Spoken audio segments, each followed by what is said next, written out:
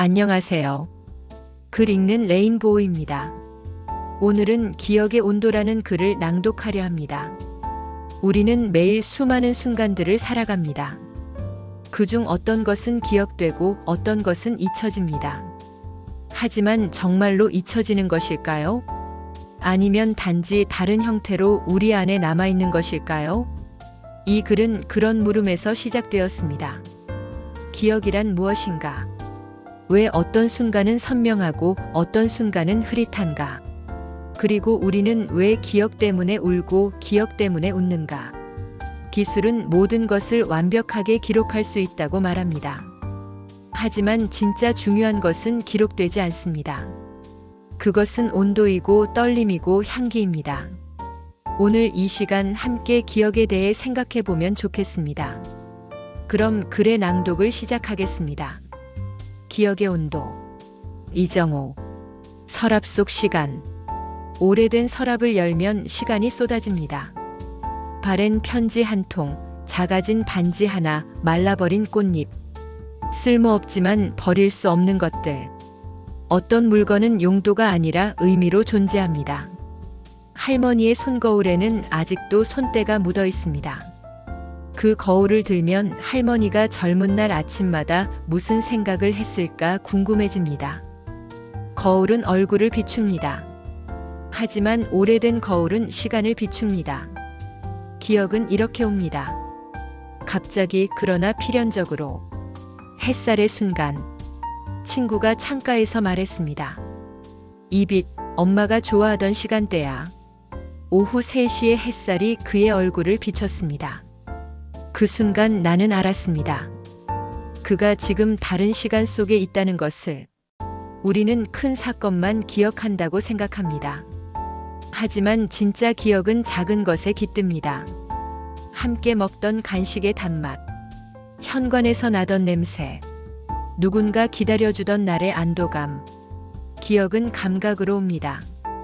그래서 비가 오면 누군가를 떠올리고 특정한 노래에 가슴이 먹먹해집니다. 뇌가 아니라 몸이 기억하는 것입니다. 불완전한 정확함. 오래된 일기장을 펼쳤습니다. 오늘 세상에서 제일 행복하다는 문장 앞에서 웃음이 났습니다. 지금 보면 사소한 일이었지만 그때의 나에게는 우주였습니다. 그 순수한 감정의 강도가 여전히 종이 위에서 떨리고 있었습니다. 기억은 정확하지 않습니다. 아니, 정확할 필요가 없습니다. 중요한 것은 사실이 아니라 감정이기 때문입니다. 무슨 말을 나눴는지는 잊어도 그때의 떨림은 기억합니다. 철학자 베르그송은 지속이라는 개념을 말했습니다. 과거는 죽은 것이 아니라 현재 속에서 계속 흐르며 살아있다고. 기억은 박제가 아니라 호흡입니다. AI는 날짜를 완벽히 기록합니다. 하지만 그날 바람이 어떻게 불었는지는 모릅니다. 사진은 표정을 담지만 떨림까지는 담지 못합니다. 데이터는 정확하지만 차갑습니다. 기억은 흐릿하지만 따뜻합니다. 우리는 정확함 대신 온기를 선택합니다. 비밀의 공간. 누구에게나 보여주지 않는 공간이 있습니다.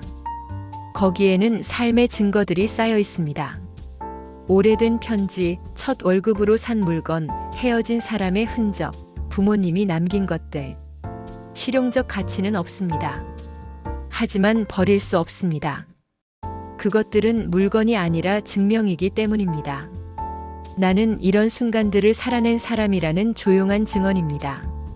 우리는 성취가 아니라 순간을 모으며 삽니다. 트로피가 아니라 감정을, 증명서가 아니라 온기를. 그것이 삶을 살답게 만듭니다. 레시피의 비밀. 한 친구의 이야기입니다. 어머니가 돌아가신 후 그는 매일 같은 요리를 만들었습니다. 똑같은 재료, 똑같은 순서. 하지만 그 맛은 나오지 않았습니다. 어느 날 깨달았다고 합니다. 레시피에 없는 게 있었어. 엄마의 손길이. 기억의 본질은 온도입니다. 기술은 모든 것을 복제할 수 있습니다. 하지만 사랑의 체온은 복사할 수 없습니다. 손맛의 비밀은 재료가 아니라 식탁에 앉을 사람을 생각하며 저은 그 마음이었습니다. 그래서 우리는 레시피를 적습니다. 완벽하지 않다는 걸 알면서도 그 종이 한 장에 누군가의 필체가 온기가 남아있기 때문입니다. 기억은 그렇게 전해집니다. 요리법이 되어 습관이 되어 사랑이 되어 정원 가꾸기. 우리는 기억이라는 정원을 가꾸며 삽니다. 어떤 꽃은 화려하게 피고 어떤 꽃은 조용히 집니다.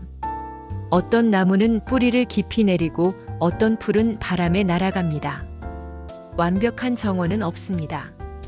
낙엽이 쌓여도 좋고 잡초가 자라도 괜찮습니다. 그 모든 것이 정원의 일부입니다. 쓰라린 기억도 아픈 순간도 살아온 흔적입니다.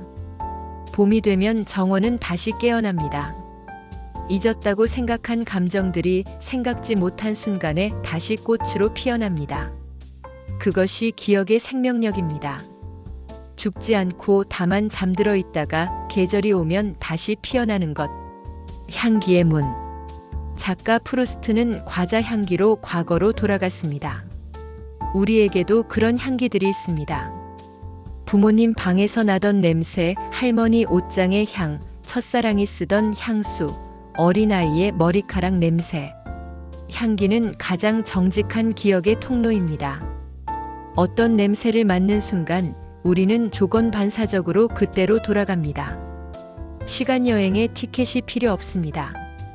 향기면 충분합니다. 우리는 향기로 시간을 표시합니다. 각 시절마다 좋아하던 향이 다르고 그 향이 그 시절을 대표합니다. 향기는 보이지 않는 앨범입니다. 거울 앞의 시간. 거울은 시간의 증인입니다. 매일 거울을 보며 오늘의 나와 어제의 나를 비교합니다. 처음 생긴 주름을 발견하는 날, 부모님과 닮아가는 얼굴을 확인하는 순간. 그러나 거울이 보여주지 못하는 것들이 있습니다.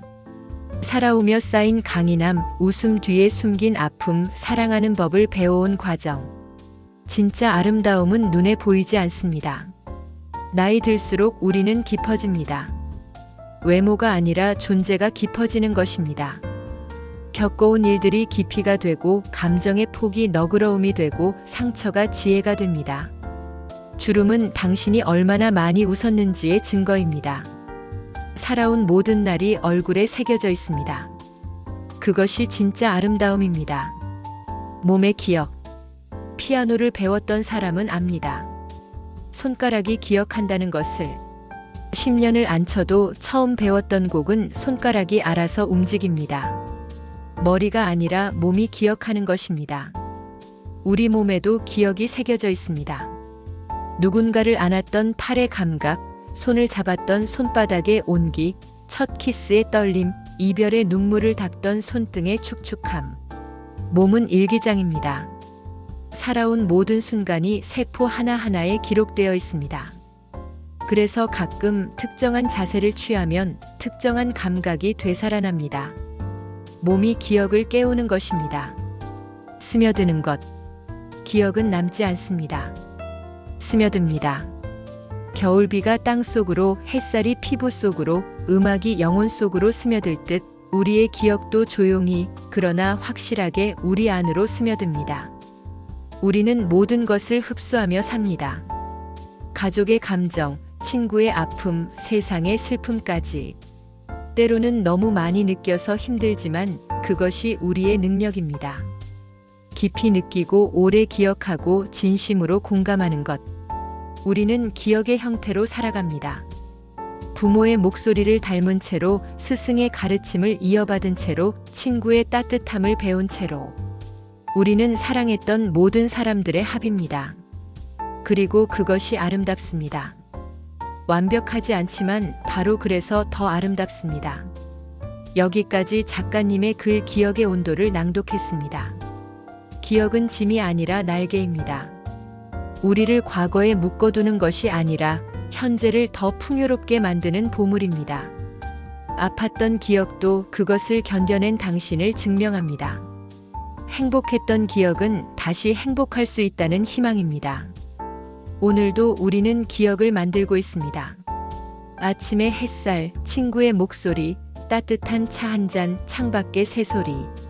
이 작은 순간들이 언젠가 우리를 구원할 것입니다.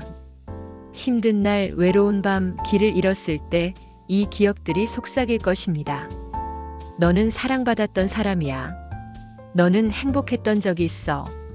그러니 다시 일어날 수 있어. 완벽하지 않아도 괜찮습니다.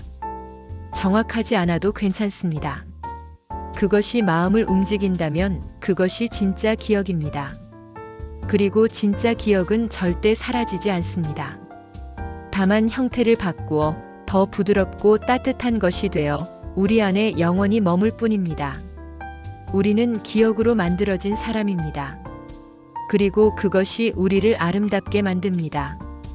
오늘 이 글이 여러분의 마음에 작은 울림으로 남았으면 좋겠습니다. 들어주셔서 감사합니다. 우리는 기억 때문에 울고 기억 때문에 웃는다.